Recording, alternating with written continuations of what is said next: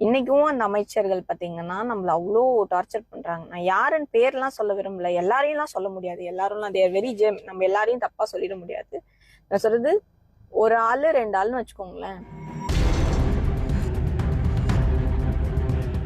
கடந்த 2021 சட்டமன்ற தேர்தலில் புதுச்சேரியின் காரைக்காலில் உள்ள நெடுங்காடு சட்டமன்ற தொகுதியில் என்ஆர் காங்கிரஸ் கட்சி சார்பில் போட்டியிட்டு வெற்றி பெற்று எம்எல்ஏவாக இருந்து வருபவர் சந்திர பிரியங்கா. முதல்வர் ரங்கசாமி தலைமையிலான ஆட்சியில் அவருக்கு போக்குவரத்து துறை அமைச்சர் பதவி வழங்கப்பட்டது. அவரின் அமைச்சரவையில் இடம்பெற்றிருந்த ஒரே பெண் அமைச்சரும் இவர்தான். முன்னாள் புதுச்சேரி அமைச்சர் சந்திரகாசுவின் மகள்தான் சந்திர பிரியங்கா என்பது குறிப்பிடத்தக்கது. ஆதிக்க சக்திகளுக்கு எதிராக தொடர்ந்து போராடி அமைச்சராக நீடிக்க இயலாது என்பதை உணர்ந்து என்னுடைய அமைச்சர் பதவியை நான் ராஜினாமா செய்கிறேன் என 2023ஆம் ஆண்டு தன்னுடைய அமைச்சர் பதவியை ராஜினாமா செய்தார் சந்திர பிரியங்கா. தற்போது எம்எல்ஏவாக இருந்து வருகிறார். இந்த நிலையில் சமீபத்தில் அவர் வெளியிட்டிருக்கும் ஒரு வீடியோவில் தனது சக கட்சியைச் சேர்ந்த 2 அமைச்சர்கள் தனக்கு தொல்லை கொடுத்து வருவதாக அவர் கூறியிருப்பது புதுச்சேரி அரசியல் களத்தை அதிர்ச்சியடைய வைத்திருக்கிறது. சமீபத்தில் சந்திர பிரியங்காவின் பிறந்த நாள் வந்தது. அதற்காக காரைக்கால் பகுதியில் அவரை வாழ்த்தி கட் அவுட் வைக்கப்பட்டிருந்தது. மக்களுக்கு இடையூறாக கட் அவுட்டுகள் வைக்கப்பட்டிருப்பதாகவும் அதில் சந்திர பிரியங்காவின் புகைப்படம் இடம்பெற்றிருந்ததால் நீதிமன்றத்தில் ஆஜராகி விளக்கமளிக்க வேண்டும் என சம்மனில் குறிப்பிடப்பட்டிருந்தது. தொடர்பாக சந்திர பிரியங்கா விசாரித்த போதுதான் அந்த வழக்கை ஏழ்மையான குடும்பத்தைச் சேர்ந்த ஒருவர் தொடுத்திருப்பதும் இதன் பின்னணியில் ஆளும் கட்சியைச் சேர்ந்த அமைச்சர் இருப்பதும் தெரிய வந்திருக்கிறது. எனக்கு அவங்க ஒரு நார்மலான பர்சன், பாவம். அவங்க கிட்ட ஃபேமிலி நடத்துறதுக்கு கூட பெருசா கஷ்டப்படுற ஒருத்தவங்க ஒரு ஹைகோர்ட் போறதுன்னா எவ்வளோ செலவாகும், ஒரு வக்கீல் வைக்கிறதுனா எவ்வளோ செலவாகும், இதெல்லாம் தாண்டி பண்ற அளவுக்கு இல்லாத ஒரு மனுஷன் ஏன் அவங்க பண்ணியிருக்காங்கன்னு விசாரிக்கிறப்போதான் தெரியுது என்னன்னா இதுக்கு பின்னாடி ஒரு அமைச்சர் அந்த மாதிரி இருக்காங்க அப்படின்னு சொல்லி. சந்திர பிரியங்கா அமைச்சராக இருந்த போது அவரை ஒரு அமைச்சர் திட்டமிட்டு டார்ச்சர் செய்ததாகவும் அதனால்தான் அமைச்சர் பதவியை விட்டுவிட்டு பொதுமக்களுக்கு சேவை செய்ய வேண்டும் என்ற நோக்கத்தில் இயங்கி வந்ததாகவும், ஆனால் தற்போது வரை விடாமல் தனக்கு தொல்லை கொடுத்து வருவதாகவும் பகீர் கிளப்பினார் சந்திர பிரியங்கா. எனக்கு நம்ம மினிஸ்டரா இருக்கிறப்போ அவ்வளோ பிரச்சனைகள்லாம் சமாளிச்சு, அப்பா நம்மளுக்கு இந்த பிரச்சனையே வேண்டாம், நம்ம பாட்டுக்கு தொகுதியில நம்மளுக்கு மக்கள் ஓட்டு போட்டிருக்காங்க, தேர்ந்தெடுத்திருக்காங்க, நம்ம வேலையை பார்ப்போம் அப்படின்னு சொல்லி நம்ம ஒதுங்கி வரோம்.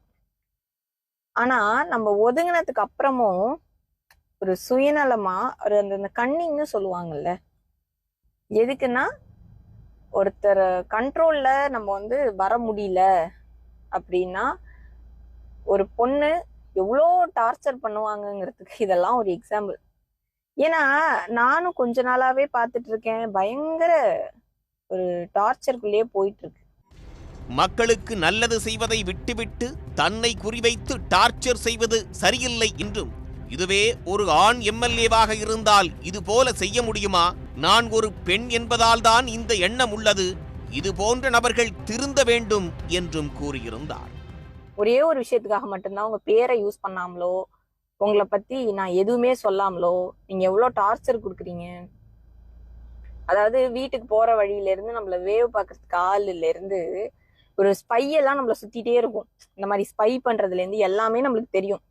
என்னோட போனா இருக்கட்டும், அதை நீங்க என்னோட போனோட டீட்டெயில் கலெக்ட் பண்றதுல இருந்து அதெல்லாம் எப்படி நீங்க வாங்குறீங்க, மேபி நீங்க எல்லாம் கவர்மெண்ட்குள்ள இருக்கிறதுனால வாங்குறீங்க, அதெல்லாம் நீங்க வாங்குறது எனக்கு தெரியும். எனக்கு சேஃப்டியான ஒரு இடத்துல நான் இல்லைங்கிறதும் எனக்கு தெரியும். அதை விட முக்கியமான விஷயம், இதெல்லாம் நம்ம ஃபீல் பண்ணி ஒரு கம்ப்ளைண்ட் கொடுக்க போறோம். ஒரு பெரிய அதிகாரி, நம்ம அதை சொல்லக்கூடாது பேரை, அந்த அதிகாரி அங்க உட்காந்துக்கிட்டு நாளைக்கு எனக்கு ஏதாவது ஒண்ணு ஆயிடுச்சுன்னா நான் என்னங்க பண்ணுவேன்னு கேக்குறப்ப அவங்க சொல்றாங்க, வேணும்னா ஒண்ணு பண்ணுங்களேன், உங்களோட சொத்துக்கள் எல்லாம் நீங்க மாத்தி வச்சிருங்க வேற யார் பேர்லயாவது, சேஃப் தானே. இப்ப கூட இந்த ஃபிளைட் ஆக்சிடென்ட் நடந்துச்சுல, அதுக்கப்புறம் எல்லாரும் ரொம்ப உஷாராயிட்டாங்க, யாருக்கு எப்ப என்ன நடக்கும்னே தெரியாதுன்னு ஒரு அதிகாரி அந்த மாதிரி சொல்ற என்ன மாதிரி அவங்க இன்ஃப்ளூயன்ஸ் நீங்க பண்ணியிருந்தா ஒரு அதிகாரி இவ்வளோ ஒரு நக்கலானது அதையும் கேட்டுக்கிட்டு நான் அப்பதான் யோசிச்சேன். தனக்கு இந்த அளவுக்கு தொல்லை கொடுத்து வரும் அந்த அமைச்சரின் பெயரை சந்திர பிரியங்கா சொல்லாமல் இருந்ததற்கு காரணம் முதலமைச்சர்தான் என்றும், என்னை தொந்தரவு செய்வதை விட்டுவிட்டு ஓட்டு போட்டு தேர்ந்தெடுத்த மக்களுக்கு ஏதாவது நல்லது செய்யுமாறும் எச்சரிக்கை விடுத்திருந்தார். இப்போ வரைக்கும் உங்க பேரை நான் சொல்லாம இருக்கிறதுக்கு காரணம், நீங்க எவ்வளவு நான் மினிஸ்டர் என்ன டார்ச்சர் பண்ணீங்க, இதெல்லாம் சொல்லாம இருக்கிறதுக்கு ஒரே காரணம் என்னோட சிஎம் மட்டும்தான். என்னோட அப்பா ஸ்தானத்துல இருக்க சிஎம், அவருக்காக மட்டும்தான் நான் யார் பேரையும் சொல்லாம இருக்கேன்.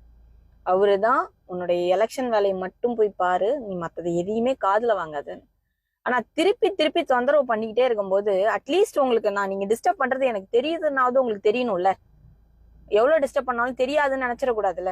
அதுக்காக தான் தயவு செய்து ஒரு என்னை டார்ச்சர் பண்றதெல்லாம் விட்டுட்டு போய் உங்களுக்கு ஓட்டு போட்டாங்களா ஜனங்க, அவங்களுக்கு வேலை பாருங்க, அவங்களுக்காக உழைங்க. அவங்க தான் நம்ம முதலாளி. நம்மளுக்கு ஓட்டு போட்டு தேர்ந்தெடுத்தாங்களா ஜனங்க, அவங்க தான் நம்ம முதலாளி. நம்ம முதலாளிங்களுக்கு நம்ம ஒழுங்கா வேலை பார்த்து கொடுக்கணும். சந்திர பிரியங்காவின் இந்த வீடியோ சமூக வலைதளத்தில் வைரலாக பரவி வருகிறது. அவர் கூறியிருக்கும் அமைச்சர் யார், இந்த குற்றச்சாட்டின் பின்னணி என்ன என்று நெட்டிசன்கள் விவாதித்து வருகின்றனர். இந்த வீடியோ புதுவை அரசியலில் பெரும் பரபரப்பை ஏற்படுத்தியுள்ளது. உடனுக்குடன் செய்திகளை தெரிந்து கொள்ள சன் நியூஸ் பெல் ஐகானை கிளிக் பண்ணுங்க.